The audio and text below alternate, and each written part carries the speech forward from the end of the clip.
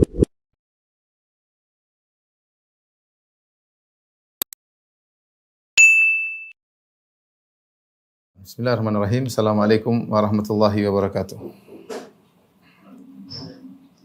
Alhamdulillahi ala ihsani wa syukru lahu ala taufiqihi wa amtinani wa asyhadu an la ilaha illallah wahdahu la syarika lahu ta'ziman li sya'ni wa asyhadu anna Muhammadan abduhu wa rasuluhu da'ila ridwani. Allahumma salli alaihi wa ala alihi wa ashabihi wa ikhwani. Hadirin dan hadirat yang rahmati Allah Subhanahu wa taala. Alhamdulillah kita memuji dan muja Rabb kita Allah Subhanahu wa taala yang memberikan kita kesempatan untuk saling bisa menasihati, dan pada kesempatan kali ini kita akan bahas perkara yang sangat penting terkait dengan kebahagiaan kita di dunia maupun di akhirat, yaitu keterkaitan kita dengan Al-Qur'an. Sejauh mana kita terkait dengan Al-Qur'an, maka sejauh itu pula lah Allah akan berikan kita kebahagiaan di dunia, terlebih lagi di akhirat. Allah Subhanahu wa taala, Taha ma anzalna 'alaikal Qur'ana litashqa. Kami tidak turunkan Al-Qur'an kepada engkau wahai Muhammad litashqa, sehingga kau sengsara. Kata sebagian ulama, ai litas'ad, tetapi Al-Qur'an turun kepadamu agar kau bahagia, ya, agar engkau bahagia. Allah Subhanahu wa taala berfirman, "Inna hadzal Qur'ana yahdi lillati hiya aqwam."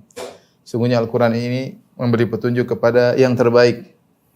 Kalau seorang ingin meraih keterbaikan dalam urusan apapun, maka Al-Quran adalah petunjuknya.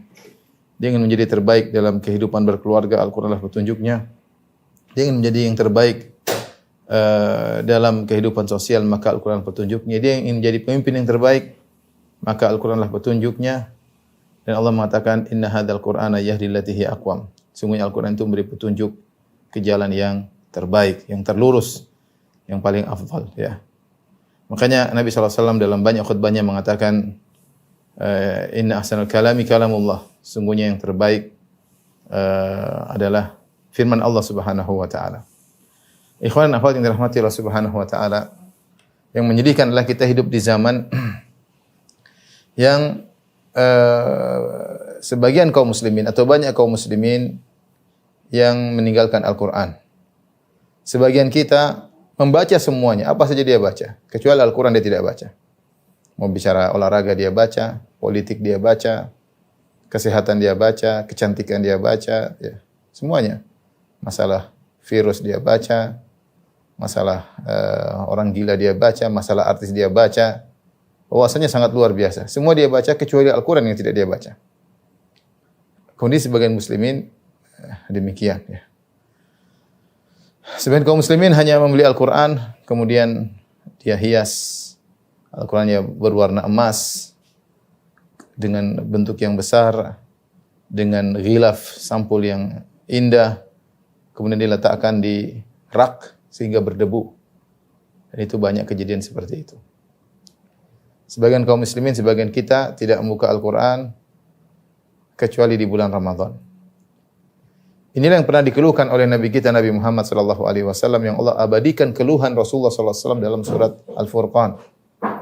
Allah berfirman, "Wa qala ar-rasulu ya rabbi inna qaumi ittakhadhu hadzal qur'ana mahjura." Berkata sang Rasul, banyak tafsir mengatakan maksudnya Nabi Muhammad sallallahu alaihi wasallam. Yashku, dia mengeluh. Dia mengatakan, "Ya Rabbi, ya Rabbku, inna qaumi ittakhadhu hadzal qur'ana mahjura." Sungguhnya kaumku menjadikan Al-Quran mahjur, yaitu ditinggalkan. Ya. Sebenarnya mengatakan perbuatan meninggalkan Al-Quran ini adalah perbuatan sangat tercela. Ada yang mengatakan termasuk dosa besar. Sampai-sampai Nabi SAW mengeluhkan hal tersebut. Dan keluhan tersebut diabadikan oleh Allah Subhanahu wa taala. Demikian juga ayat ini, ya, dalam surat Al-Furqan datang setelah Allah menyebutkan tentang penyesalan orang kafir, ya. Wa yauma orang zalim, yauma ya'addu adh-dhalimu ala yadayhi yaqulu ya laitani ittakhadhtu ma'ar rasul sabila ya wailata laitani lam attakhidh fulanan khalila laqad adallani 'ani dzikri ba'da idh ja'ani wa kana asy-syaitanu lil insani khadhula wa qala ar-rasulu ya rabbi inna qaumi ittakhadhu hadzal qur'ana mahjura. Itu ayat sebelumnya Allah berfirman tentang orang zalim yang menyesal pada hari kiamat, yang menggigit tangannya, dan dia berkata, seandainya dahulu saya mengikuti jalan Rasulullah, sungguhnya dahulu saya tidak mengikuti jalan si fulan. Sungguh dia telah menyesatkan aku dari mengingat Allah Subhanahu wa taala. Dan ini adalah perbuatan tercela, dosa besar yang menjadikan dia tersiksa pada neraka jahanam. Kemudian setelah itu baru Allah menyebutkan bagaimana keluhan Rasulullah sallallahu alaihi wasallam. Ini adalah hal yang menyedihkan ketika kaum muslimin yang disebut dengan umat Quran malah meninggalkan Al-Quran. Dan kita melihat kondisi di zaman sekarang, zaman medsos, zaman ledakan informasi, zaman kepo, ya. Subhanallah, orang-orang tersibuk dengan hal yang tidak bermanfaat. Al-Quran mereka tinggalkan. Agar kita lebih jelas sejauh mana kita ini jauh dari Al-Quran, ya, bagaimana kita menghiasi hidup kita dengan Al-Quran sementara kita jauh dari Al-Quran. Saya akan bacakan penjelasan Al-Imam Ibnu Qayyim rahimahullahu taala tentang hajrul Quran. Di antara hajrul Quran itu meninggalkan Al-Quran adalah hajru sama'ihi wal imani bihi wal isuqa ilaihi, yaitu tidak mau mendengar Al-Quran, tidak menyimak Al-Quran dengan baik, tidak beriman dengan Al-Quran. Ini salah satu bentuk meninggalkan Al-Quran. Orang kafir jelas mereka tidak beriman, selesai. Itu adalah bentuk meninggalkan yang sangat parah. Tapi di antara bentuk-bentuk juga meninggal Al-Quran yang sebagian kaum muslimin terjerumus di dalamnya, di antaranya tidak mau mendengar Al-Quran, ya. Sibuk dengan mendengar yang lain. Sibuk dengar musik-musik, sibuk dengar cerita-cerita, sibuk dengar dongeng-dongeng. Dahulu Nadhr bin Harith, salah seorang tokoh orang-orang Quraisy, bagaimana cara dia memalingkan orang-orang agar tidak mendengar Al-Quran? Dia buat cerita-cerita. Dia sering bersafar ke Persia, ke Romawi, kemudian dia pulang bawa cerita tentang Rustum, tentang Kaisar, tentang macam-macam. Agar orang-orang tidak mendengar ayat-ayat Allah tapi sibuk dengar cerita-ceritanya. Itu di antara tafsir dari firman Allah Subhanahu wa taala, "Wa minan nasi may yashtari lahwal hadithi liyudhilla an sabilillah." Ada di antara manusia ada yang yashtari lahwal hadits, yang membeli perkataan sia-sia untuk memalingkan manusia dari jalan Allah. Di antaranya perbuatan Nadhr bin Harith, ya, yang membawa cerita-cerita dari luar negeri, dari Romawi, dari Persia, sehingga orang sibuk mendengar cerita tersebut, lalai dari membaca Al-Quran, lalai dari mendengarkan Al-Quran yang dibacakan oleh Nabi sallallahu alaihi wasallam. Di antara tafsir dari firman Allah, "Wa minan nasi may yashtari lahwal hadithi liyudhillan sabilillah" adalah al-ghina, nyanyian, musik-musik. Lihatlah bagaimana banyak kaum muslimin yang sibuk dengan musik-musik, hafal beragam lagu, hafal beragam nada, ya. Bahkan kunci-kuncinya pun dia hafal. Kemudian Al-Quran, entah berapa surat yang dia hafal, mungkin tidak ada yang dia hafal. Ini contoh, ini saya tidak bicara tentang orang kafir, saya bicara tentang kaum muslimin. Sebagian kaum muslimin. Makanya di antara bentuk menghajar Al-Quran, meninggalkan Al-Quran, kata Ibnu Qayyim, adalah hajru sama'ihi wal isgha' ilaihi, yaitu tidak mendengarkan Al-Quran dan tidak serius menyimak Al-Quran. Yang kedua di antara bentuk hajar Al-Quran, hajrul amal bihi wal kuf inda halali wa haramihi. Yang kedua adalah tidak mengamalkan Al-Quran. Mungkin seorang baca, mungkin seorang menghafal, tapi dia tidak mengamalkannya. Dia tidak berhenti pada halalnya dan haramnya. Sekedar baca saja. Dan ini kesalahan sebagian kaum muslimin. Jadikan Al-Quran hanyalah bacaan tilawah. Makanya Al-Fudail bin Iyad pernah berkata, yang merupakan teguran bagi kita semua, kata beliau, "Innama unzilal Qur'an liyu'mala bih, fattakhadhan nasu qira'atahu amala." Sungguhnya Al-Quran itu diturunkan untuk diamalkan. Maka orang-orang hanya mencukupkan bentuk pengamalan Al-Quran dengan membacanya saja. Dan ini kesalahan. Kita bahagia, sekarang ini banyak orang-orang yang belajar tajwid dengan baik, banyak qurra, ahli Al-Quran, dibukalah pondok-pondok tahfidz, itu suatu hal yang menyenangkan, sangat menyenangkan hati. Tapi tidak cukup sampai di situ saja. Ya. Seorang bukan hanya mencukupkan diri dengan baca saja. Benar, baca dapat pahala. Tapi yang lebih penting daripada sekedar membaca adalah mentadabburi kemudian mengamalkannya. Ya. Jadi kita punya, kalau boleh saya sebutkan di sini, ya, Al-Quran Tujuannya di antaranya ada 3 ya. Qiraah, membaca.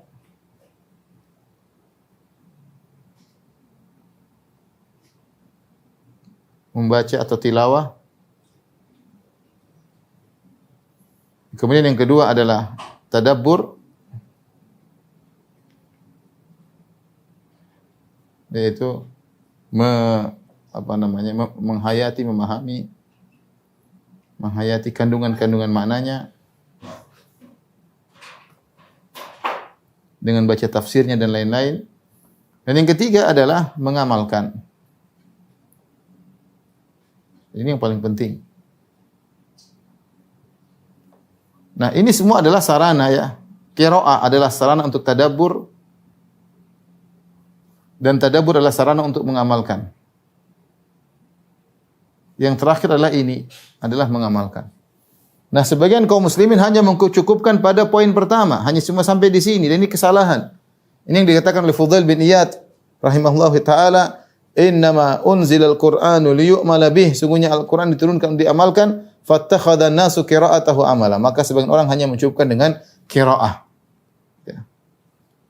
Sampai kemudian sebagian berbangga-banggaan, berlebih-lebihan, sampai menyalah, sampai seakan-akan berlebih-lebihan, sampai harus baca Quran harus dengan tajwid yang terbaik, kalau tidak disalah-salahin terus sehingga orang malas baca Quran. Sebagian orang bukannya semangat belajar tapi malah malas ya. Al-Qur'an tajwid oke, tapi tidak sampai pada derajat wajib. Belajar ya. Yang penting seorang baca Quran, niat kita tujuan baca Quran adalah mentadabburi. Afala yatadabbaruna al-Quran am ala qulubin aqfaluha. Tidakkah mereka mentadabburi Al-Quran ataukah ada gembok dalam hati mereka? Afala yatadabbaruna al-Quran walau kana min indi ghairillahi lawajadu fi ikhtilafan katsira. Tidakkah mereka mentadabburi Al-Quran? Kalau bukan dari Allah tentu akan mereka dapati banyak perselisihan. Nah, bagaimana kita tahu bahwa Al-Quran tidak ada perselisihan? Dengan cara mentadabburi, menghayati maknanya. Bukan sekedar dibaca saja. Liyadabbaru ayatihi wa liyatadhakkaru ulul albab. Al-Quran itu untuk ditadabburi ayat-ayatnya. Inna anzalnahu Qur'anan Arabiyyan la'allahum yaqilun. Sungguhnya kami menurunkan Al-Quran agar mereka bisa memikirkan Al-Quran tersebut. Oleh karenanya, di antara bentuk kata Ibnu Qayyim rahimahullahu taala adalah sekedar membaca Al-Quran dan tidak mengamalkannya. Lihat bagaimana para salaf dahulu. Saya bacakan pernyataan dari Abu Abdurrahman As-Sulami, salah seorang tabi'in rahimahullahu taala. Dia berkata, "Haddatsana alladhina kanu yuqri'unana al-Qur'an ka Utsman bin Affan wa Abdullah bin Mas'ud wa ghairihima." Orang-orang yang telah mengajari kami Al-Quran, dia tabi'in, yang mengajari dia Al-Quran adalah para sahabat.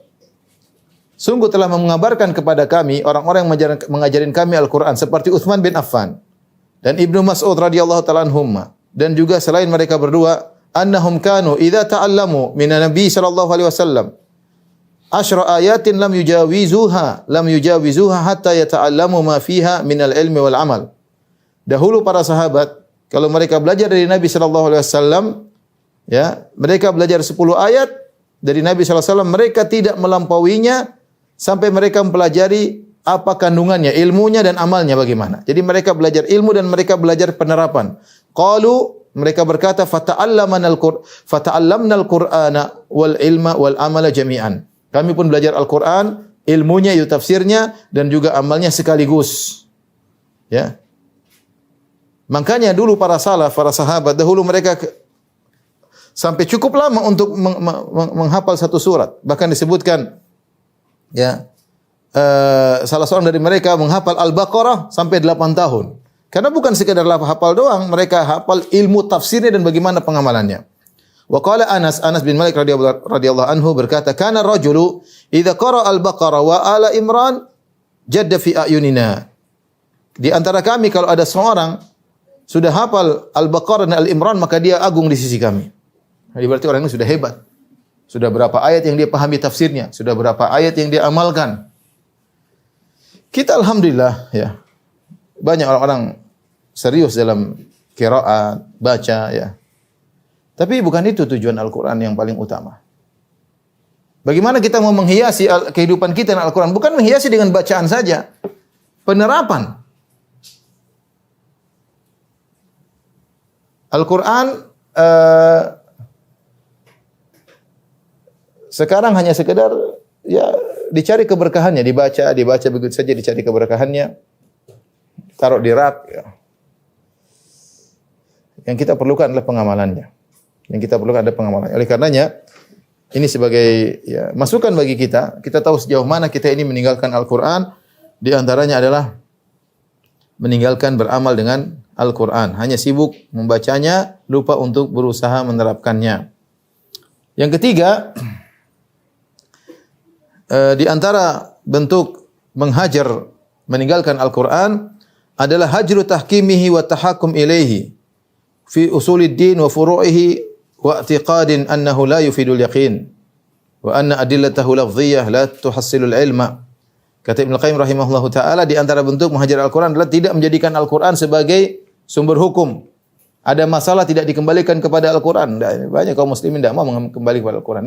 Iya. Al-Quran firman Allah, kitabullah, sumber hukum Islam, sumber hukum yang turunkan Tuhan. Yang ciptakan kita semua ini yang menurunkan Al-Quran, firman-Nya Tuhan. Tapi kalau ada masalah enggak pakai Al-Quran. Nyatanya demikian. Tidak percaya dengan Al-Quran. Al-Quran sudah tidak lagi relevan di zaman ini. Dengan berbagai macam dalih. Tidak sesuai dengan hawa nafsunya, sehingga dia berbagai macam cara untuk menjadikan Al-Quran sebagai disampingkan ya.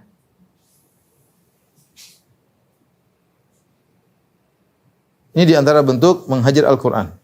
Yang keempat, hajru tadabburihi wa tafahumihi wa ma'rifati ma aradal mutakallim bihi minhu. Di antara bentuk menghajar Al-Quran adalah tidak mentadabburinya. Ya tadi kalau tidak mengamalkan, di antara juga tidak mentadabburinya, karena tadabbur adalah sarana untuk mengamalkan. Kita tidak belajar Al-Quran kita tidak baca Al-Quran dengan apa menikmati. Al-Quran banyak sekali kisah-kisah Nabi yang kita hendaknya kita masuk dalam lautan faedah dari kisah-kisah tersebut. Al-Quran ini Allah Subhanahu wa taala turunkan surat yang Allah turunkan kepada kita untuk kebahagiaan kita, namun tidak kita seriusin. Saya bilang kalau ada raja mungkin kirim surat sama kita baca, mungkin kita baca berulang-ulang. Apa maksud raja ini? Kenapa kirim surat kepada saya? Allah Subhanahu wa taala kirimkan Al-Quran memuliakan kita semuanya dengan menurunkan Al-Quran firman-Nya langsung. Diturunkan melalui malaikat Jibril kepada manusia terbaik Muhammad sallallahu alaihi wasallam. Kemudian sampai kepada kita sementara kita tidak berusaha untuk memahami apa maksudnya. Kita baca begitu saja. Ya. Kita saja kalau baca berita, kita baca serius. Ada berita di website, ada berita di internet, kita baca serius maksudnya apa. Kita menganalisa, subhanallah. Kita menganalisa, kita mengkritiki. Baca Al-Quran hambar. Ini maksudnya apa? Tidak kita perhatikan maksudnya apa ini. Ya, maksudnya apa? Ini di antara bentuk menghajar Al-Quran adalah meninggalkan tadabbur Al-Quran. Padahal Ibnu Qayyim rahimahullah pernah berkata, qira'atu ayatin wahidatin bitadabburin wa tafahumin wa ta'aqulin khairun min khatmah bila tadabbur wa la ta'aqul. Atau kama qala Ibnu Qayyim rahimahullah taala. Beliau berkata, membaca Al-Quran satu ayat saja dalam Al-Quran dengan tadabbur, berusaha memahaminya, itu lebih baik daripada khatam Quran tapi sekedar baca doang tanpa berusaha memahaminya. Jadi kita nikmati ayat tersebut. Dengar. Ya. Kalau Allah berfirman, dengar apa maksudnya. Dan ini tidak mungkin kita bisa kerjakan kecuali dengan membaca tafsir-tafsir yang dijelaskan oleh para ulama. Jadi kita sebutkan di sini bentuk-bentuk menghajar Al-Quran.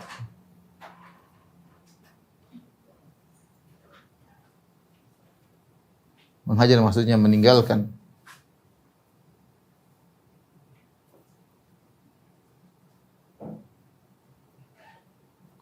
Yang dijelaskan oleh Ibnu Qayyim rahimahullah ada 5 ya. Yang pertama tadi adalah tidak mendengar Al-Quran.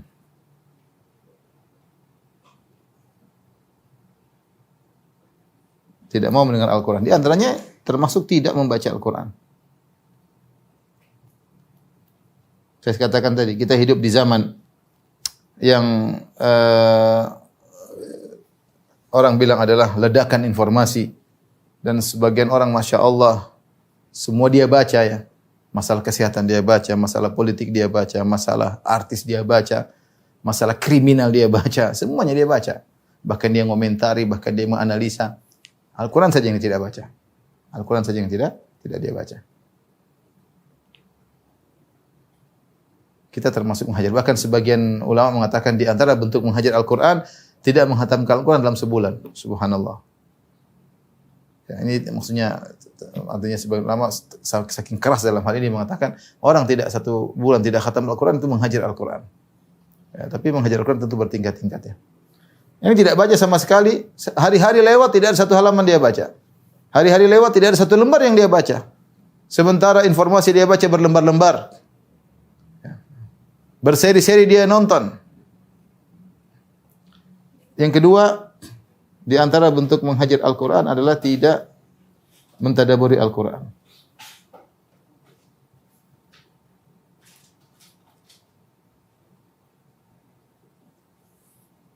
Yang ketiga adalah tidak mengamalkan Al-Quran.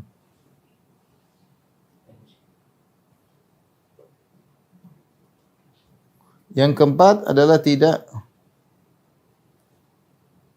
berhukum kepada Al-Quran.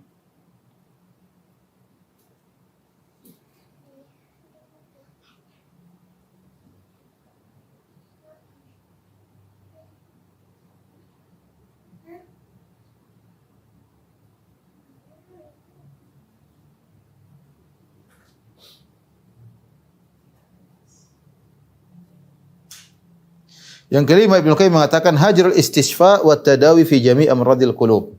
Yang kelima, tidak menjadikan Al-Quran sebagai obat dalam penyakit hatinya ya.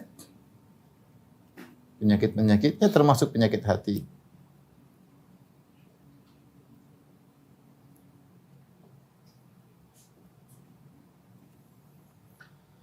Bukankah di antara doa, yang kelima ini di antara doa yang sering kita baca, doa penghilang kesedihan. Apa doa tersebut?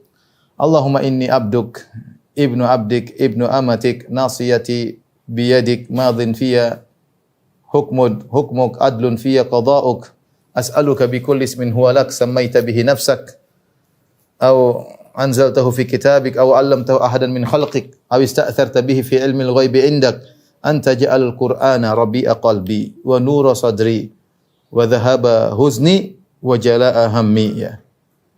Doa tersebut doa penghilang kesedihan, intinya ya Allah, aku sesungguhnya adalah hamba-Mu dan aku adalah putra dari hamba-Mu ya.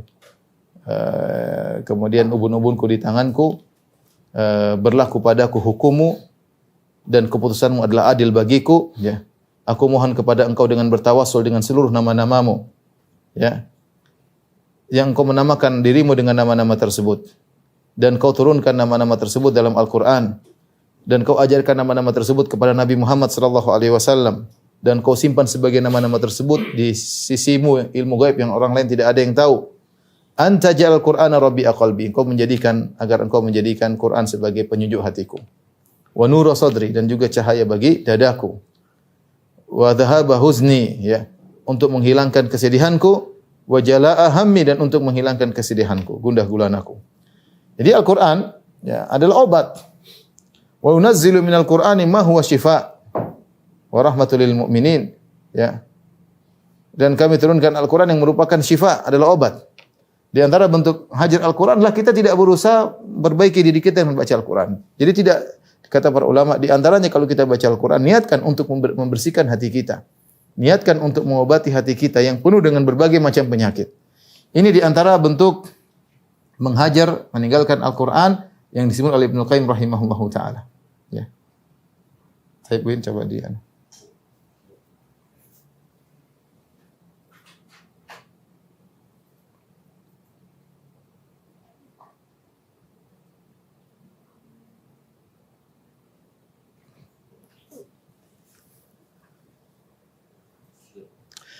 Taib, ikhwan dan akhwat yang rahmatillah subhanahu wa ta'ala. Jadi sebenarnya sederhana ya.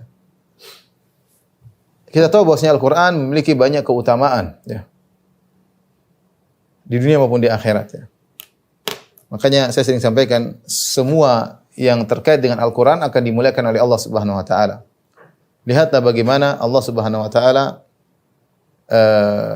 memilih Al-Qur'an untuk diturunkan di malam yang terbaik, Lailatul Qadar. Kemudian Allah memilih Al-Qur'an untuk turun di bulan yang terbaik, yaitu bulan Ramadan. Semua yang berkaitan Al-Qur'an semuanya indah, semuanya terbaik. Malam terbaik, bulan terbaik. Allah turunkan melalui nabi, malaikat terbaik, malaikat Jibril alaihissalam, sayyidul malaika, pimpinan para malaikat. Allah turunkan Al-Qur'an melalui nabi terbaik, manusia terbaik, Nabi Muhammad sallallahu alaihi wasallam. Allah turunkan di kota yang terbaik, ahabul bilad ila Allah, kota Mekah. Ya. Semua yang tersentuh Al-Qur'an menjadi yang terbaik. Siapa yang paling menguasai Al-Qur'an? Dia yang terbaik, kata Allah, kata Nabi sallallahu alaihi wasallam, khairukum man ta'allama al-Qur'ana wa 'allamahu. Sebaik-baik kalian yang belajar Al-Qur'an mengajarkannya. Oleh karenanya siapa yang belajar Al-Qur'an dimuliakan di dunia sebelum di akhirat. Lihat kata Nabi sallallahu alaihi wasallam pada sebagian sahabat, kata Rasulullah sallallahu alaihi wasallam, ya ummukum aqra'ukum li kitabillah. Yang menjadi pemimpin, jadi imam di antara kalian yang paling paham tentang Al-Qur'an. Kemudian juga ketika Nabi SAW menguburkan sebagian sahabat dalam perang Uhud, ketika itu jenazah sangat banyak sementara para sahabat letih dalam menggali lubang-lubang mayat kuburan, maka satu lubang dikuburkan 2 atau 3 orang. Ketika sahabat bertanya, "Ya Rasulullah, siapa yang pertama kali kami masukkan ke dalam lubang sebagai bentuk pemuliaan?" Kata Nabi SAW, ya, aktsaruhum hifdzan lil Qur'an, yang paling banyak hafalannya yang masukkan dalam lubang terlebih dahulu. Berarti Nabi SAW mendahulukan ya orang yang hafal Quran untuk dikuburkan terlebih dahulu. Belum lagi kalau kita bicara hari kiamat kelak. Bagaimana Al-Qur'an akan datang sebagai pemberi syafaat bagi kita hari kiamat kelak. Kata Nabi SAW, "Iqra'ul Qur'an fa innahu ya'ti yaumal qiyamati syafi'an li ashabihi." Bacalah Al-Qur'an. Sungguhnya Al-Qur'an akan datang pada hari kiamat memberi syafaat bagi orang yang bacanya. Kita jarang baca Al-Qur'an. Kayaknya waktu enggak ada. Sibuk apa sebenarnya kita ini? Ya. Cari nafkah ada waktu, alhamdulillah. Dunia ada waktunya, terus masa tidak sempat baca Al-Qur'an meskipun setengah jam, seperempat jam, 10 menit. Hari-hari terlewatkan, tidak satu lembar pun kita baca. Terus bagaimana? Al-Quran memberi syafaat kepada kita secara langsung. Ya'ti yaumal qiyamati syafi'an li ashabihi. Al-Quran akan datang memberi syafaat. Ini kalau kita bermasalah, Al-Quran menolong kita pada hari kiamat. Karena kita membacanya ketika di dunia. Dalam sebagian riwayat Al-Quran mengatakan, "Ya Rabbi mana'tuhu minan naum." Ya Rabbku, aku cegah dia dari tidur. Dia mau tidur tapi dia baca aku terlebih dahulu. Selamatkan dia. Dan kita sangat butuh syafaat pada hari kiamat kelak. Kemudian orang baca Al-Quran, surganya akan ditinggikan. Yuqalu li sahibil Quran, dikatakan kepada pembaca Al-Quran, "Iqra' wartaqi warattil kama kunta turattil fid dunya fa inna manzilataka inda akhir ayatin taqra'uha." Bacalah Al-Quran. Kemudian naiklah engkau di surga. Bacalah dengan tartil sebagaimana kau baca tatkala di dunia. Sungguhnya kedudukanmu pada akhir ayat yang kau baca. Semakin seorang banyak baca Al-Quran, terutama dia mentadabburi dan mengamalkannya, maka kedudukannya semakin tinggi. Ketika kita meninggalkan Al-Quran, tidak kita baca, tidak kita tadabburi, tidak kita amalkan, hanya sekedar pajangan di rak buku, hanya sekedar berhias-hias qiraah ini, qiraah anu, ya, hanya baca dengan nada ini, nada anu, ya. Tidak memahami kandungannya, tidak membaca tafsirnya. Ya. Ini repot dalam kehidupan ya. Apalagi kalau kita tidak baca sama sekali. Ini punya dampak dalam kehidupan seseorang secara pribadi maupun keluarga, masyarakat maupun lebih luas daripada itu. Coba kalau seorang belajar Al-Quran, akan lewat dalam benaknya ayat-ayat tentang pengharaman, ini haram, ini dilarang, ini diperbolehkan, tentang agungnya tauhid, tentang haramnya zina, tentang perintah menundukkan pandangan, ya, tentang untuk menjaga diri, memiliki sifat malu, tentang adab. Dalam Quran banyak sekali. Ya. Akan pengaruhi kehidupannya. Akan pengaruhi kehidupannya, ya. Oleh karena di antara sifat Umar bin Khattab radhiyallahu taala anhu disebutkan kana waqafan inda hududillah, inda kitabillah. Umar bin Khattab itu berhenti kalau ada ayat dia pasti melaksanakannya. Dia tidak mau melewati ayat. Ketika ada seorang datang kemudian mencela Umar, dia mengatakan, Umar engkau tidak adil, kau tidak berikan kami harta. Dia cela Umar padahal Umar sangat adil. Khalifah yang sangat adil, dan Umar ketika ingin marah sama orang ini, maka ada seorang menegur, membacakan ayat kepada Umar bin Khattab radhiyallahu taala anhu. Khudhil afwa wa amur bil urf wa arid anil jahilin. Wahai Umar, Allah berfirman, berpaling dari orang jahil. Ini orang termasuk orang jahil. Maka Umar waqafan inda kitabillah. Dia pun berhenti ketika ada ayat, dia tidak melanjutkan lagi. Dia tidak jadi marah. Dia berpaling dari orang jahil tersebut. Ya. Kenapa Al-Quran tersebut diamalkan? Lihatlah sekarang bagaimana anak muda di zaman kita. Seandainya mereka menghafal ayat, qulil mu'minina yaghuddu min absarihim wa yahfazu furujahum. Katakanlah kepada orang yang beriman, tundukkan pandangan, menjaga kemaluan mereka. Tatkala yang mereka hafalkan bukan itu, bukan ayat, tapi yang mereka hafalkan lagu-lagu yang isinya cinta-cinta, isinya menimbulkan hasrat, mengobarkan syahwat. Lihat apa yang terjadi? Terjadi perzinahan. Orang-orang buka aurat tanpa ada rasa malu. Ya, ini. Lihat bagaimana Al-Quran jika ditinggalkan dalam strata atau dalam tingkatan person-person, belum lagi dalam keluarga. Bagaimana keluarga, lihat kehidupan keluarga tanpa Al-Quran. Yang ada cuma layar televisi, kemudian hari nonton film ini, biasa nonton Korea, biasa lagu dangdut, biasa lagu pop. Seperti itu. Sama-sama duduk nonton sinetron. Hanya nonton lawak-lawakan, ya, tawa ketiwi. Jauh dari Al-Quran. Al-Quran ada. Bilang Al-Quran ada. Setiap orang muslim, setiap rumah muslim pasti ada Al-Qurannya. Tapi mana Al-Quran tersebut? Dipajang. Sampulnya bagus, dalamnya warna kuning, luar biasa. Bahkan Al-Qurannya ada merah-merahnya dalam tulisannya, Masya Allah. Tapi kapan dibaca? Sering berhari-hari lewat tidak dibaca. Bagaimana rumah tangga seperti ini? Bagaimana mentarbiah anak-anak sementara orang tua seperti ini? Jauh dari Al-Quran. Pakar dalam bidang dunia, Al-Quran nggak ngerti sama sekali. Menyedihkan. Belum kalau dalam lingkupan yang lebih luas. Oleh karenanya, marilah kita, ini semua teguran bagi kita semua, bukan bagi antum saja, bagi saya pribadi yang kita masih jauh dari Al-Quran, masih kurang dalam perhatian terhadap Al-Quran, padahal itulah kitab kebahagiaan. Ya, hudan lil muttaqin, petunjuk bagi orang bertakwa. Kita ingin bahagia, seringlah baca Al-Quran. Mencari kebahagiaan dengan selain Al-Quran kita tidak akan bahagia. Yang mengatur hati kita adalah Allah Subhanahu wa taala. Yang bagian hati kita adalah Allah Subhanahu wa taala. Yang menyuruh kita bahagia dengan Al-Quran adalah Allah Subhanahu wa taala.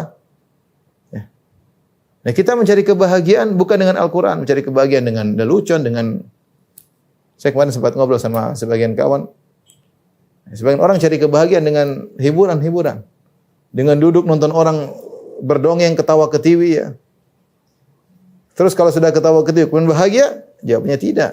Lihat betapa banyak pelawak-pelawak yang terjerumus dalam narkoba, banyak banget. Karena cek di internet kalau ingin tahu. Mereka yang suka tertawa dan membuat orang tertawa, mereka bahagia? Jawabannya tidak. Kalau mereka bahagia, kenapa mereka terjebak dalam narkoba, ya? Jadi bukan itu cara berbahagia. Cara bahagia Anda buka Quran, istri Anda buka Quran, Anda baca Quran. Anak-anak baca Quran, itu bahagia. Renungkan satu ayat ini bicara begini, ayat ini bicara, itulah kebahagiaan. Itu bahagia. Bukan bahagia kemudian nonton sinetron, nonton drama Korea, ya. Makanya saya pegel banget lihat sebagian dai kemudian yang seakan-akan membolehkan drama Korea, waliyadzubillah, ya. Ngajari orang-orang nonton drama Korea.